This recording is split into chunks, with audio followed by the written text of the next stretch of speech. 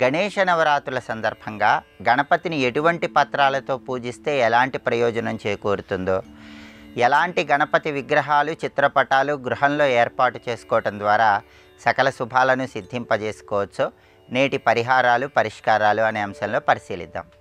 గణేష నవరాత్రుల సందర్భంగా గణపతిని మరువంతో పూజించటం ద్వారా కార్యసిద్ధి తొందరగా ఏర్పడుతుంది. అనుకున్న పనులు అనుకున్నట్లు దిగ్విజయంగా పూర్తి చేసుకోవచ్చు.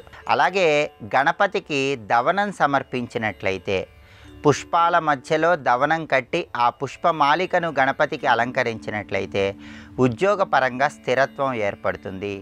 ఉద్యోగంలో తొందరగా ప్రమోషన్లు అందిపుచ్చుకోవాలని ప్రయత్నాలు చేస్తున్నట్లయితే ఆ ప్రయత్నాలు విజయవంతమవుతాయి.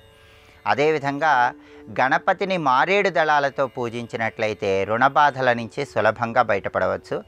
జాతక చక్రంలో ఉన్న సప్తమ శని దోషము అష్టమ శని దోషం వల్ల ఏర్పడే వ్యతిరేక ఫలితాలన్నీ పోగొట్టుకోవటానికి, శని భగవానుణ్ణి ప్రసన్నం చేసుకోవటానికి కూడా మారేడు దళాలతో గణపతిని పూజించాలి. అదేవిధంగా జ్యోతిష శాస్త్రపరంగా జాతక చక్రంలో సూర్యుడు కానీ చంద్రుడు కానీ రాహుకేతువులతో కలిసినట్లయితే వాటిని గ్రహణ దోషాలు అనే పేరుతో పిలుస్తారు. సూర్యుడు రాహుతో కానీ కేతువుతో కానీ కలగటం వల్ల ఏర్పడే సూర్యగ్రహణ దోషం జాతకంలో ఉన్నట్లయితే జీవితంలో వృత్తిపరంగా అభివృద్ధి ఆలస్యమవుతూ ఉంటుంది.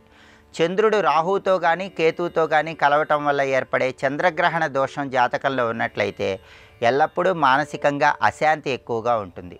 ఈ గ్రహణ దోషాలు పోగొట్టుకోవటానికి గణేష నవరాత్రుల్లో గణపతిని కుశలతో అంటే దర్భలతో పూజించాలి. అలా పూజించినట్లయితే గ్రహణ దోషాల తీవ్రతను తగ్గింపజేసుకొని సకల శుభాలను సిద్ధింపజేసుకోవచ్చు. అదేవిధంగా గణపతి విగ్రహంలో లేదా చిత్రపటంలో ఆయనకు ఎడమవైపు తొండ ఉన్నటువంటి గణపతిని గృహంలో ఏర్పాటు చేసుకోవటం ద్వారా మనోభీష్టాలు తొందరగా నెరవేరుతాయి. ఆర్థికంగా మంచి పురోభివృద్ధి ఏర్పడుతుంది.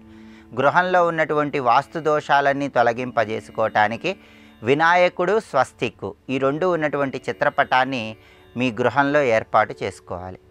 ఆఫీసులో అయితే నిలబడి ఉన్నటువంటి వినాయక విగ్రహాలు లేదా చిత్రపటాలు ఏర్పాటు చేసుకోవటం ద్వారా వృత్తిపరంగా మంచి పురోభివృద్ధి ఏర్పడుతుంది.